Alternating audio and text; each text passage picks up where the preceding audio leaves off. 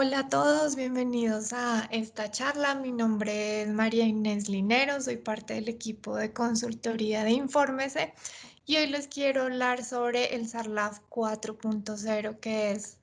una actualización que sacó la Superintendencia Financiera de Colombia para el sistema de administración del riesgo de lavado de activos y financiamiento del terrorismo.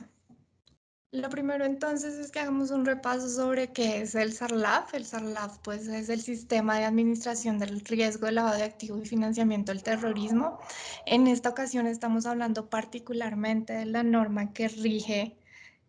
al sector financiero, pero esto no quiere decir que el SARLAF pues sea exclusivo de las entidades de este sector. El objetivo principal del SARLAF pues es prevenir que las entidades que hacen parte del sistema sean utilizadas para dar apariencia de legalidad a activos provenientes de actividades delictivas o la canalización de recursos hacia la realización de actividades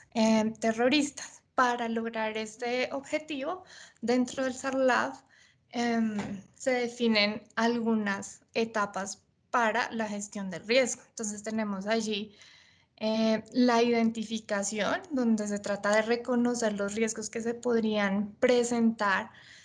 o manifestar frente al lavado de activo o el financiamiento del terrorismo. La medición, donde hacemos o se debe realizar la verificación y medición de la probabilidad del riesgo, en qué eventos se puede presentar y si se presenta, cuál sería el impacto que causaría dentro de la organización. Tenemos la etapa de control,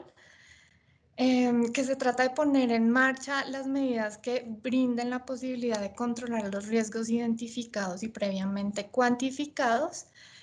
y el monitoreo, donde el objetivo es realizar una revisión y continuo seguimiento al plan que se está ejecutando para la gestión del riesgo y las situaciones o las señales de alerta que se puedan presentar con respecto a operaciones de lavado de activo, financiamiento del terrorismo. Y como fin último, pues poder identificar esas operaciones inusuales o sospechosas que sean objeto de reporte a los entes de control. Y de estas etapas o derivado de estas etapas y de este objetivo del sistema de administración y prevención del lavado de riesgo, pues se establecen unos elementos.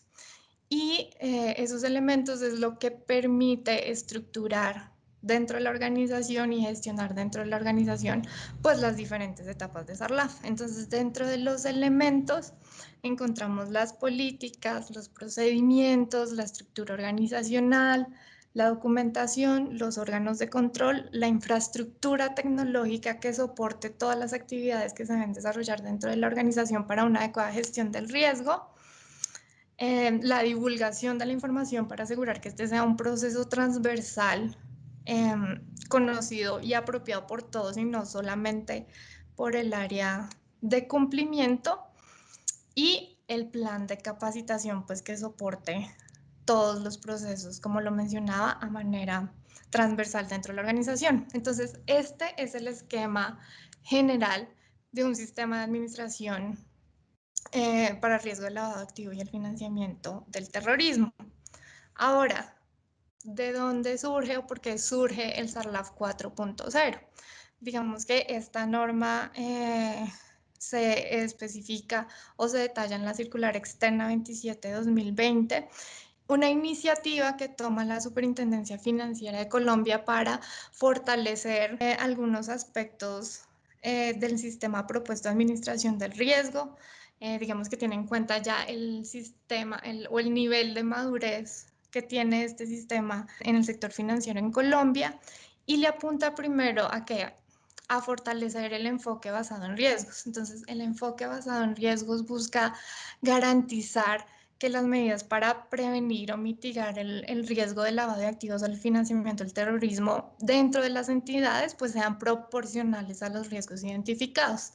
Esto que va a permitir que, de acuerdo a la criticidad de los riesgos identificados dentro de los distintos o a través de los distintos factores de riesgo y procesos dentro de la organización, pues esta tenga la oportunidad de diseñar y aplicar medidas simplificadas o aumentadas de manera que haya una proporcionalidad en la manera como se gestiona el riesgo y haya una administración efectiva de los recursos que se dedican a las actividades y a los procesos en la gestión de los riesgos.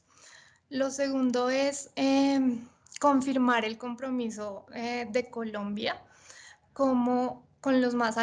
altos estándares internacionales para la prevención del riesgo de lavado de acción y financiamiento del terrorismo. Entonces aquí esta actualización de la norma incluye, por supuesto, las 40 recomendaciones del GAFI y los resultados de la información de la evaluación mutua realizada por el Fondo Monetario Internacional, de manera que Colombia pues se alinee eh, con ese estándar a nivel internacional para la gestión del lavado de activos y el financiamiento del terrorismo. El siguiente punto que ha recalcado mucho la Superintendencia Financiera es lograr incluir o que los procesos de administración de la gestión del riesgo no sean eh, algo que interfiera o que impida o que disminuya los procesos de inclusión financiera. Entonces, buscar una sinergia entre una adecuada gestión del riesgo y la oportunidad de brindar los servicios financieros en distintos sectores económicos y a diferentes perfiles de cliente. Entonces, para estos temas de inclusión financiera, la SUPER ha incluido medidas de vinculación simplificada, otras medidas que le apuntan un poco a borrar ese mito de pronto que había que algunas disposiciones para la gestión del riesgo impedían o de cierto modo entorpecían un poco los procesos de inclusión financiera. Y por último tenemos la eh, innovación. Entonces, esta también es una invitación, o digamos que las medidas que ha incluido la superfinanciera en este SARLAF 4.0, en cierto modo son una invitación a adoptar medidas de innovación donde se utilicen canales digitales, uso de fuentes externas de información, uso de certificados de firma digital,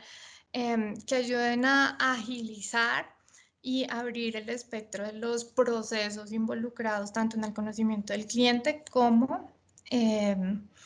en las actividades propias de la gestión del riesgo de lavado de activos y el financiamiento del terrorismo. ¿Qué cambios fuertes trae esta nueva versión del SARLAF? Entonces encontramos cambios respecto al conocimiento del cliente, respecto a las fuentes de información que podemos utilizar para los procesos de conocimiento del cliente y la manera en que se establecen los controles, las señales de alerta y el monitoreo. Encontramos también cambios en la definición de PEPs, las personas políticamente expuestas. Encontramos algunas nuevas definiciones con respecto a jurisdicciones de alto riesgo, relaciones de corresponsalía y bancos pantalla. Hay también unos cambios importantes frente a la segmentación de factores de riesgo y encontramos también la matriz de riesgo como un nuevo instrumento definido por normativa para la gestión del lavado de activo, del riesgo de lavado de activo y financiamiento del terrorismo. Entonces vamos a ver algunos de estos cambios con un poquito más de detalle, teniendo en cuenta que esta norma fue publicada el 3 de septiembre de 2020 y las entidades del sistema financiero deben implementarla a más tardar el 1 de septiembre del 2021. Entonces, frente a conocimiento del cliente, súper importante tener en cuenta a quienes les aplican actividades de conocimiento del cliente. Cuando hablamos de cliente, entonces la norma es expresa en poner de frente que la entidad, bueno, tiene clientes, pero también tiene clientes potenciales, tiene usuarios, tiene beneficiarios y tiene contraparte. Cuando hablamos de contraparte, entonces estamos hablando de empleados, estamos hablando de proveedores o incluso de otros stakeholders como posibles aliados. Entonces es muy importante tener en cuenta que el conocimiento del cliente no solo se centra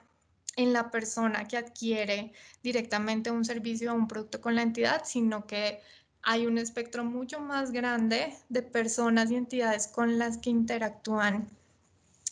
las empresas del sector financiero que son, de acuerdo a la normativa, sujeto a un proceso de conocimiento también.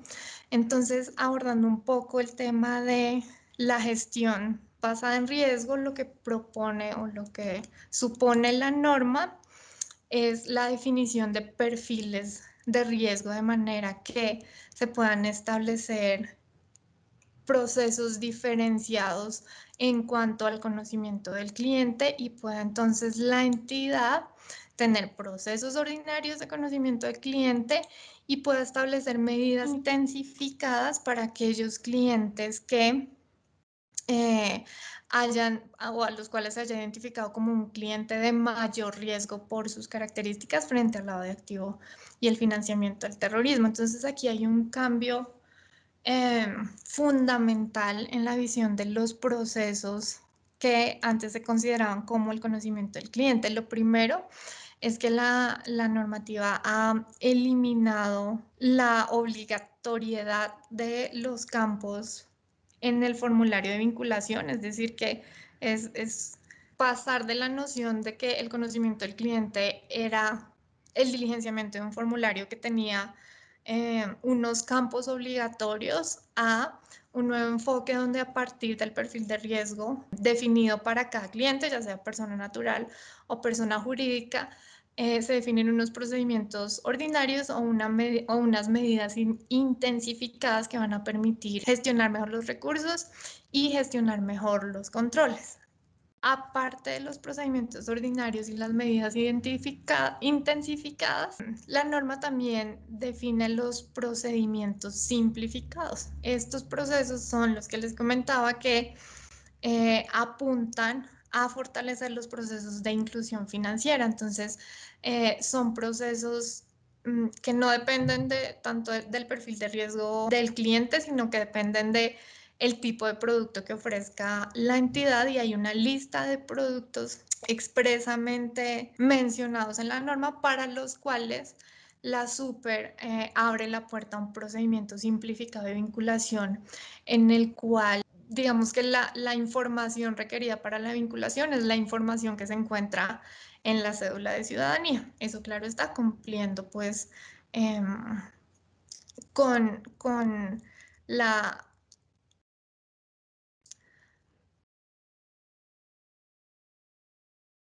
Esto cumpliendo con las disposiciones de la norma frente a los productos para los cuales está autorizado este procedimiento. Ahora, si un cliente adquiere un producto el cual permite una vinculación simplificada, pero luego adquiere otro producto que no está dentro, digamos, de esa sombrilla, pues entonces la entidad financiera tendrá que definir el perfil de riesgo y aplicar luego el procedimiento ordinario o la medida intensificada según corresponda. Veamos ahora un poco más con detalle qué debemos tener en cuenta en los procedimientos ordinarios de conocimiento del cliente. Entonces, lo primero pues es la verificación de la identidad del cliente. Entonces, para esto ahora la superfinanciera abre la puerta a que este proceso de vinculación y de verificación de la identidad se haga de manera presencial y no presencial. Y nuevamente, entonces aquí hay la oportunidad de involucrar procesos tecnológicos al tema de conocimiento de cliente, teniendo en cuenta que podemos utilizar temas como certificados de firma digital, biometría, información de centrales de riesgo y otros mecanismos de identificación que permitan hacer este proceso un poco más expedito y sobre todo en el entorno actual y en todo lo que hemos venido observando en cuanto a la emergencia sanitaria por el COVID. Entonces, que la presencialidad no sea un requisito para verificar la identidad del cliente. Lo siguiente que tenemos dentro del proceso ordinario es la identificación del beneficiario final para las empresas o personas jurídicas. Entonces, allí lo que especifica la circular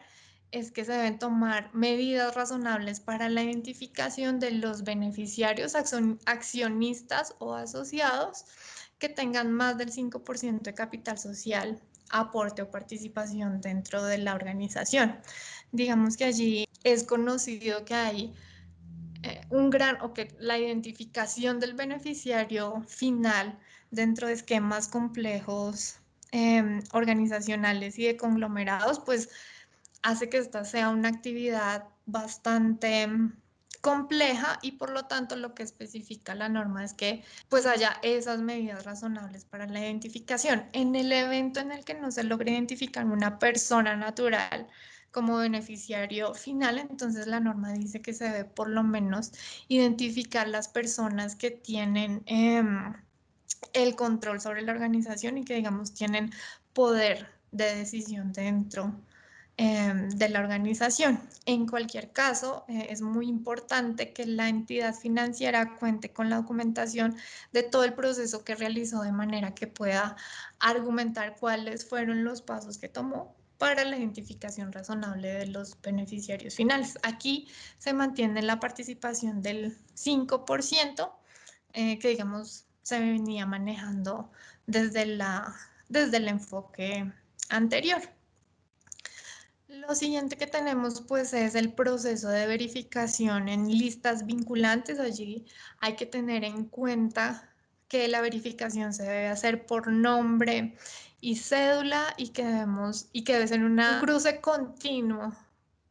de la información y no es solo en el momento de la vinculación y no es periódicamente, sino que es constantemente y aplica sobre clientes, asegurados, afianzados, beneficiarios finales y socios. Entonces, las listas vinculantes no son solo para los clientes directos, como de pronto ya lo mencionaba en la diapositiva anterior, sino que además es para beneficiarios y otras personas involucradas en el uso de los productos o servicios que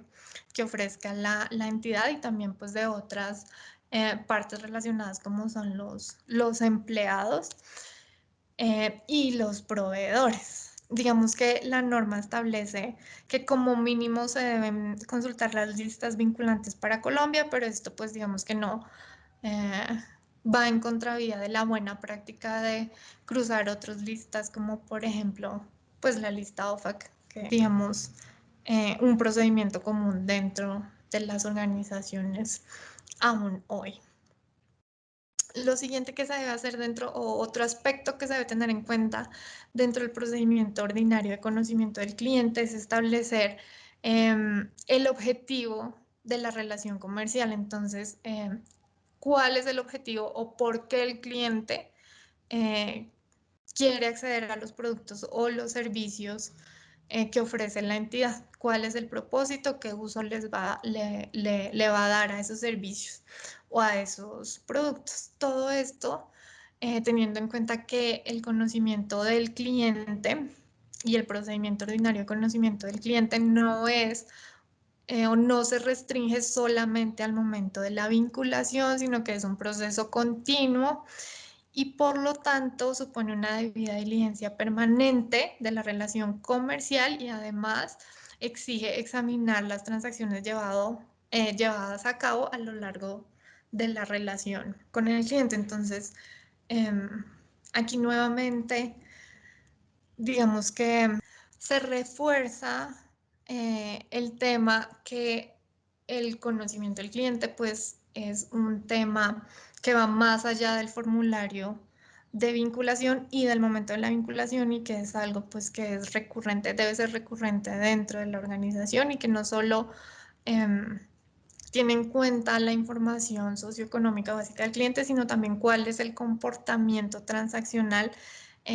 y el uso que da el cliente a los productos. Ahora bien,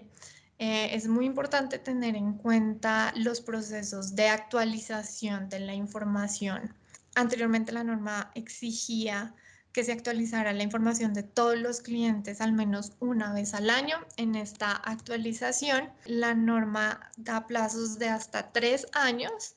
teniendo en cuenta el nivel de riesgo asociado al cliente. Ahora, cuando hablamos de medidas intensificadas, son aquellas medidas que disponga la organización para reforzar el conocimiento del cliente cuando se ha establecido que éste está en un rango mayor de riesgo frente al lavado de activos o al financiamiento del terrorismo. Entonces, dentro de estas medidas intensificadas, es importante hacer una debida diligencia aumentada donde la entidad profundice cuál es el origen de los bienes y recursos del cliente, haga una revisión de bases de datos de entidades públicas frente a posibles procesos que pueda haber con respecto al cliente, tanto si es persona natural como persona jurídica. Entonces podemos hablar de Curaduría, la Fiscalía u otros entes de control. La revisión de los estados financieros del cliente en el caso de que sea una persona jurídica y la realización de una entrevista o una visita. Entonces, aquí sí, cuando hablamos de un cliente que supone mayor riesgo para la organización, entonces hablamos ya de un esquema de verificación presencial en cuanto a una visita o una entrevista comercial. Ahora, si en el desarrollo del proceso de conocimiento del cliente un potencial cliente decide desistir, esto es una alerta que debe ser reportada a la OIAF. Este es un nuevo requerimiento de esta normativa. Ahora hablemos un poco de las fuentes de información y qué se debe tener en cuenta o qué aspectos se deben tener en cuenta dentro del proceso de conocimiento del cliente. Entonces, la circular nos dice que debemos tener información básica del cliente como el domicilio, el nombre, el tipo de documento, el número de documento. Cuando se trata de personas jurídicas, entonces también debemos tener plenamente identificado el representante legal y los nombres de la junta directiva o el órgano que haga sus veces. Debemos tener información socioeconómica, cuál es la actividad del cliente, la actividad económica del cliente, dónde reside, cuál es su domicilio, qué estrato. Bueno, ya digamos que la particularidad dependerá de cada entidad y nuevamente del nivel de riesgo del cliente. Adicionalmente, hay que tener información, podemos contar con información financiera del cliente, cuáles son las características, montos y procedencia de sus ingresos, egresos, pasivos u obligaciones en el sector financiero. Y por último, información transaccional, ¿cierto? Entonces es la información sobre las características y los montos de sus transacciones y operaciones y de dónde vamos a obtener esta información. Entonces aquí también hay un cambio importante y es que la norma abre la puerta a que las entidades financieras puedan utilizar fuentes confiables e independientes, tanto internas como externas. Es decir, podemos utilizar, además de la información que se decida solicitar en los formularios de vinculación, información externa de terceras partes, siempre y cuando, porque también la norma pues establece algunos requerimientos para el uso de información externa, pues esta información permita individualizar al potencial cliente, es decir, que la información que nos brindan terceros parta de un proceso de la debida identificación del cliente, de la debida verificación de la identidad del cliente, cumpla con lo establecido en la Ley 1581 de 2012. Esto es muy importante porque es todo el esquema de protección de datos personales. Entonces, no porque la Superintendencia Financiera esté autorizando la utilización de fuentes externas de información, quiere decir que esto se pueda realizar sin tener en cuenta las disposiciones de la Ley 1581 de 2012 de protección de datos personales o cualquier otra ley que la modifique o que se expida al respecto. Entonces esto va a significar que las entidades financieras que decidan utilizar estas fuentes externas, pues deben fortalecer su política de protección de datos personales y asegurar que la información que están utilizando pues cumple con todos los requerimientos de ley con respecto al uso y gestión de esta información sensible. Y por último, se debe asegurar que la información externa pues cuente con niveles óptimos de calidad, confiabilidad y pertinencia. Y para esto la superfinanciera pues ha establecido que la entidad debe hacer una evaluación que le permita establecer que en efecto la información que está utilizando cumple con todos estos criterios y esté en la posibilidad de argumentar el uso de la superfinanciera, es decir, que no se puede utilizar cualquier tipo de información, tiene que ser información pues que efectivamente sea confiable, que tenga calidad y que además cumpla con los requerimientos en cuanto al tratamiento de datos personales e información sensible. Ahora bien, cómo la superfinanciera está flexibilizando el tema de los campos incluidos en los formularios de vinculación de los clientes,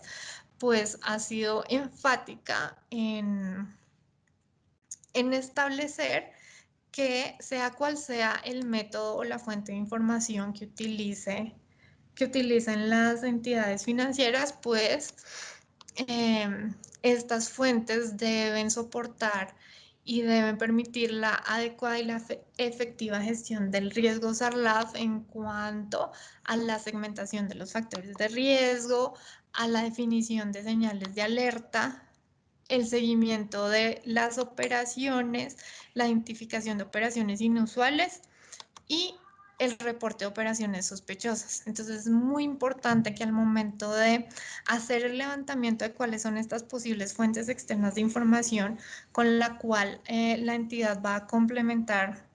sus propias fuentes, pues tiene que asegurarse de que le van a permitir sustentar y soportar todos estos procesos que se desprenden de la gestión del riesgo de SARLAF. Aquí también en el tema de las fuentes de información hay una nueva disposición que es muy interesante y que permite compartir información de clientes entre conglomerados, es decir, entre empresas que sean de un mismo grupo. Esto sin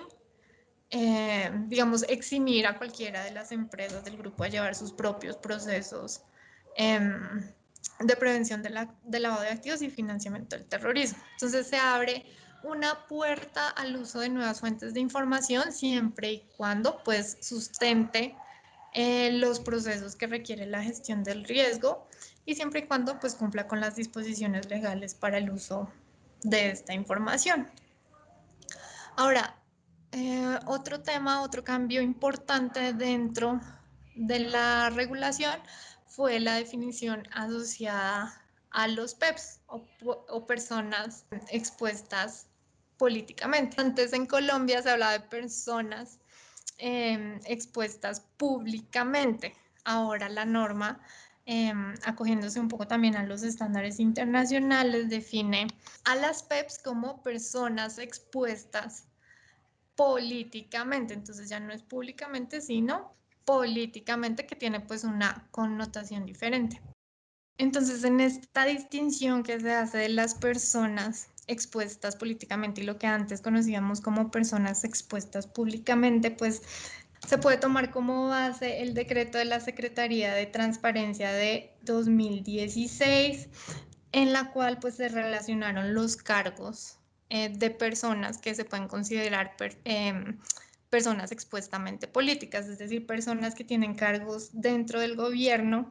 que efectivamente tienen una responsabilidad considerable en la gestión de los recursos públicos y en la toma de decisiones frente a la gestión pública. Adicional a las personas expuestas políticamente, la norma habla de lo que se considera PEP extranjeros y PEP de organizaciones internacionales. Entonces, PEP extranjeros son esas personas expuestas políticamente que ocupan cargos de alta importancia en el exterior, y PEP de organizaciones internacionales son, digamos, altos directivos de organizaciones internacionales que pueden tener pues impacto en las relaciones comerciales. Ahora, la norma no solo exige la identificación de las personas que sean expuestas políticamente, sino que además requiere identificar a las personas relacionadas con PEP. Entonces, la entidad está en la obligación de identificar si una persona tiene una sociedad conyugal con un PEP, es familiar hasta segundo grado de consanguinidad con un PEP o es un asociado cercano de un PEP. Y entonces allí para los PEPs, pues se debe obtener la aprobación de la instancia superior para la vinculación del cliente antes de continuar la relación comercial. Se debe adoptar medidas aumentadas para establecer el origen de los recursos que el PEP va a gestionar a través de la entidad financiera y se deben prever procedimientos más exigentes de vinculación, incluyendo un monitoreo continuo e intensificado de la relación comercial. Ahora, para las personas que sean relacionadas con PEP, la directriz es identificar el perfil de riesgo de estas personas y de acuerdo a ello, pues aplicar las medidas intensificadas o no eh, que expusimos en las diapositivas anteriores. Hablemos ahora de la segmentación de los factores de riesgo. El cambio más grande que hubo con respecto a la segmentación de factores de riesgo es que se eliminó las mínimas variables obligatorias. Entonces, antes para cada factor de riesgo, la super definía unas variables obligatorias que sí o sí tenían que ir en la segmentación. En esta nueva versión de la norma ya no se exige o ya la norma no dice qué variables se deben incluir dentro de la segmentación. Esto un poco con el objetivo de hacer la norma transversal a las diferentes entidades que hacen parte del sector financiero y es que la segmentación pues no se puede entender igual para una aseguradora, un banco, una fiduciaria o una administradora de pensiones. Entonces, retirar esas variables obligatorias hacen que las entidades cuenten con la autonomía de definir cuáles son esas características que efectivamente les van a permitir construir una segmentación que permita la correcta identificación y gestión del riesgo de lavado de activos con respecto a su entorno, eh,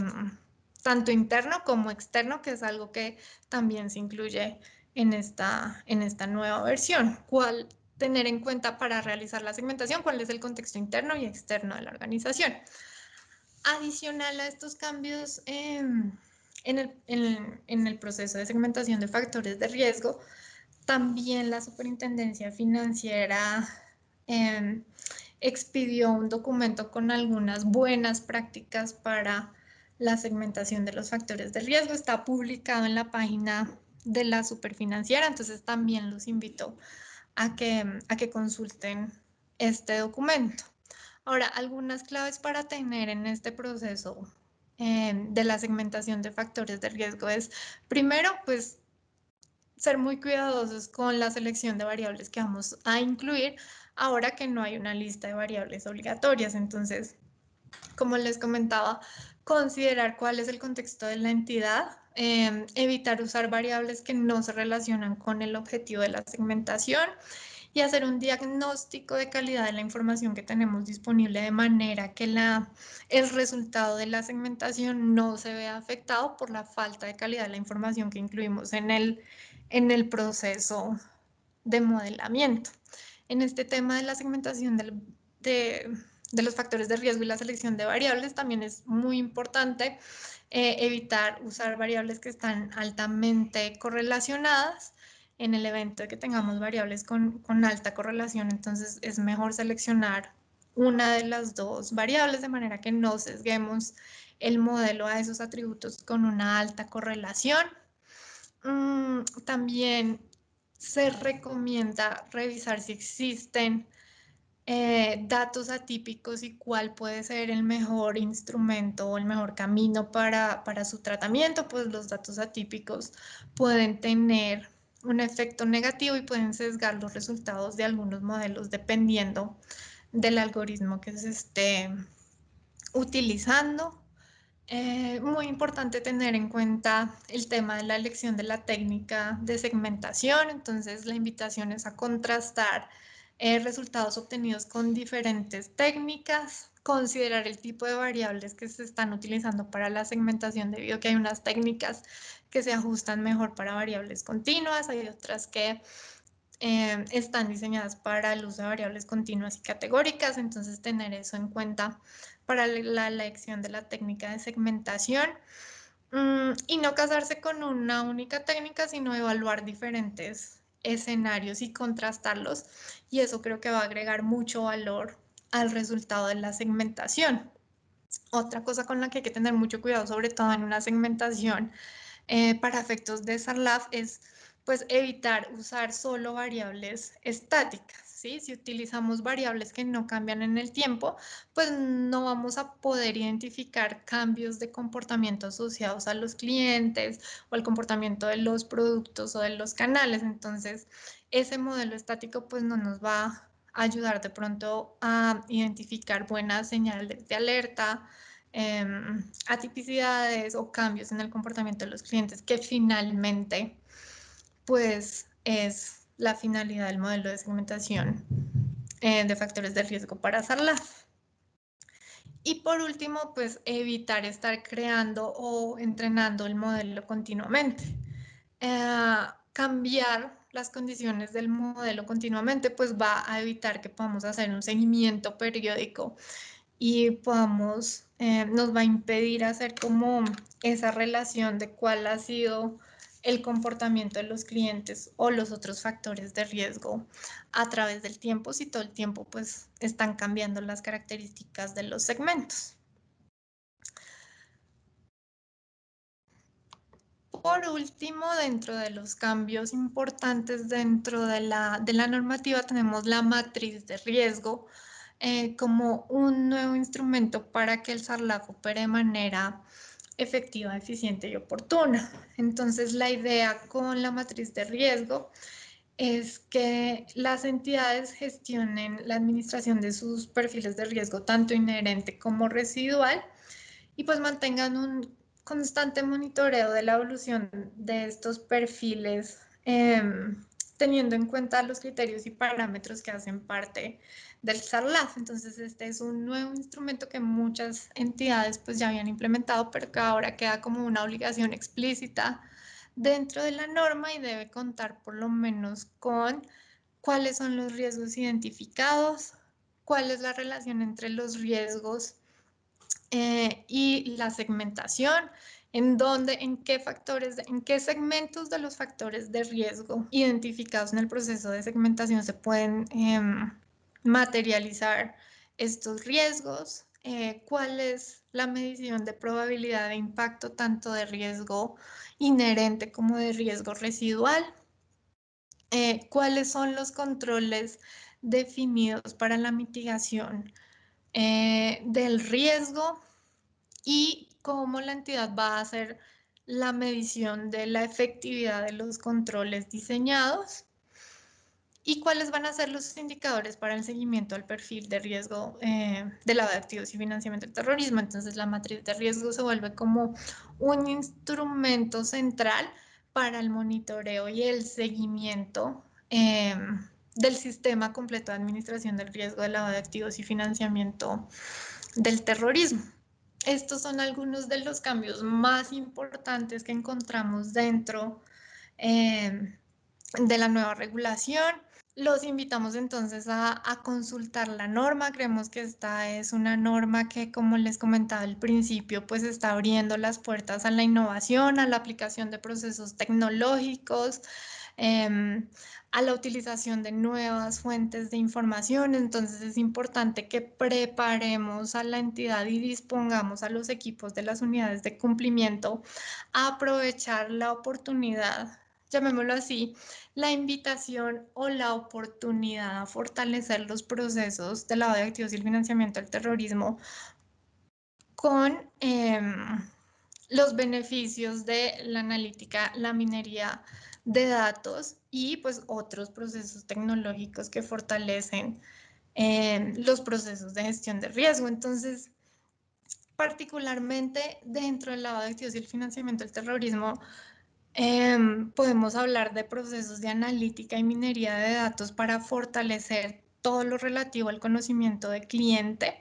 Podemos hablar de procesos de resolución de entidades en este entorno donde se considera el uso de diferentes fuentes de información y donde de pronto no vamos a tener una llave exacta para el cruce de la información. Entonces, ¿cómo podemos contrastar diferentes atributos y establecer efectivamente quién es quién o quién está relacionado con qué entidades también dentro del proceso de la identificación de beneficiarios finales o partes relacionadas?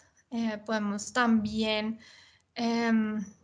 fortalecer con analítica nuestros procesos de detección de anomalías y generación de alertas. Entonces, ¿cómo podemos hacer la evaluación dentro de los patrones de comportamiento del cliente? ¿Cómo podemos identificar atipicidades de manera que nuestras alertas sean cada vez más efectivas y disminuyamos la aparición de falsos positivos? Y el componente operativo que supone pues la revisión de las alertas que se generan desde el sistema de administración del riesgo del lavado de activos y financiamiento del terrorismo. Tenemos pues un tema en el que ya las entidades han venido trabajando mucho y es la segmentación de factores de riesgo. Entonces ahora con esta oportunidad de escoger cuáles van a ser las variables que se van a incluir dentro del proceso. Entonces, ¿cómo podemos fortalecer esos modelos de segmentación y cómo podemos sacarles el mejor provecho de manera que tengan un impacto directo sobre eh, el sistema de administración del riesgo de lavado de activos y el financiamiento del terrorismo? El diseño y la automatización de controles. Fíjense que la norma exige la evaluación periódica de los controles, abre la puerta al uso de herramientas tecnológicas para la automatización de los procesos. Entonces, ¿cómo podemos medir y hacer un monitoreo y un seguimiento del que los controles que está estableciendo la entidad para los diferentes perfiles de riesgo, pues si están siendo adecuados o no, y poder responder rápida y efectivamente a cualquier cambio dentro del diseño de esos controles? Y pues la automatización y generación de reportes tanto a nivel regulatorio, lo que se debe reportar a la OIAD, como los reportes internos que exige la norma en diferentes periodicidades, semestrales, anuales o trimestrales. Entonces, fíjense que hay, como les comentaba, una invitación y una oportunidad muy grande a fortalecer los procesos de lavado de activos, a fortalecer en los sistemas de prevención del lavado de activos y financiamiento del terrorismo con técnicas y soluciones analíticas que nos ayuden pues a tener una mejor gestión de este riesgo, acogiendo pues las nuevas disposiciones de la norma. Si quisieran saber más